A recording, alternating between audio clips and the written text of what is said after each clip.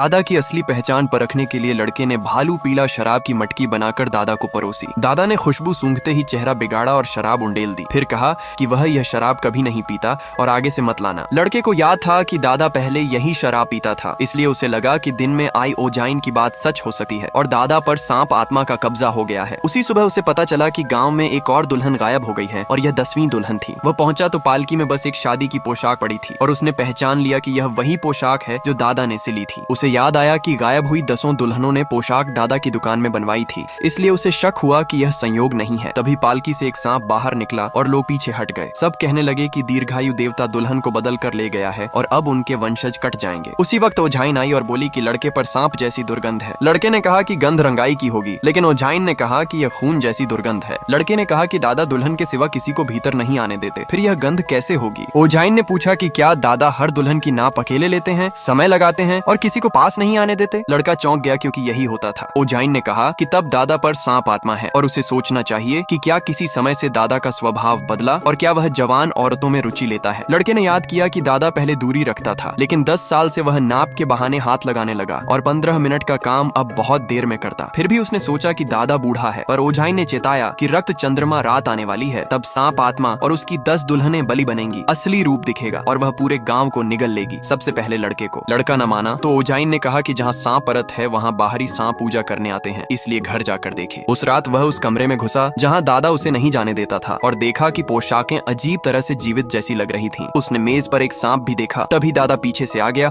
और गुस्से में बोला कि उसने कितनी बार कहा है इस दरवाजे के पास मत आना। लड़का पीछे हटा तो उसने देखा कि दादा बस कैंची से फर्श पर चूहे को मार रहा है। लड़के ने कहा कि वह कपड़ा देने आया था और पूछा कि कमरे में सांप क्यों है, तो दादा ने कहा कि पहाड़ पर सांप बहुत हैं, वे चूहे खाते हैं। चूहा घुसा तो सांप भी आ गया। लड़के को बात ठीक लगी, लेकिन जाते समय दादा ने फिर चेताया कि आगे से इस दरवाजे के आधे कदम भी पास मत आना और मन ही मन बोला कि अच्छा हुआ यह लड़का रहस्य नहीं जान पाया। अगली सुबह ओझाइन ने पूछा कि घर में सांप दिखे या नहीं। लड़के ने कहा कि बस एक सांप था। ओझाइन ने कहा कि जहाँ सांप परत होती है वहाँ कई सांपों का भारी घोंसला होता है और तभी पड़ोसी दौड़ता आया और बोला कि उनके तहखाने में बड़ा सांपों का बिल मिला है। लड़का सन्न रह गया और ओझाइन ने कहा कि उसका घर पहले से सांपों का अड्डा है। ओझाइन ने शराब का मटका और चूर्ण दिया और कहा कि सांप इससे डरते हैं, इसी से पता चलेगा कि दादा इंसान है या सांप। उसने कहा कि अगर दादा सांप निकला तो लड़का पूरे गांव को बचा लेगा। उसी रात लड़के ने चूर्ण खाने में मिला दिया और शराब की कटोरी दादा के सामने रखी, लेकिन दादा ने सूंघकर ही कटोरी उंडेल दी और फिर कहा कि वह कभी यह शराब नहीं पीता। लड़के ने सोचा कि दादा पहले यही पीता था, इसलिए उसने दादा को खाना खिलाया कि देखे कुछ होता है या नहीं, पर दादा ने खाया और कुछ नहीं हुआ। इससे उसका शक हल्का हुआ, मगर रात गहरी होने पर उसे बाहर से अजीब आवाजें सुनाई दी। वह उठकर बाहर गया और देखा कि आंगन में कोई छिपकर कुछ कर रहा है। उसने पूछा कौन है और सामने से हंसी और अनजान मंत्र जैसी ध्वनियां आईं।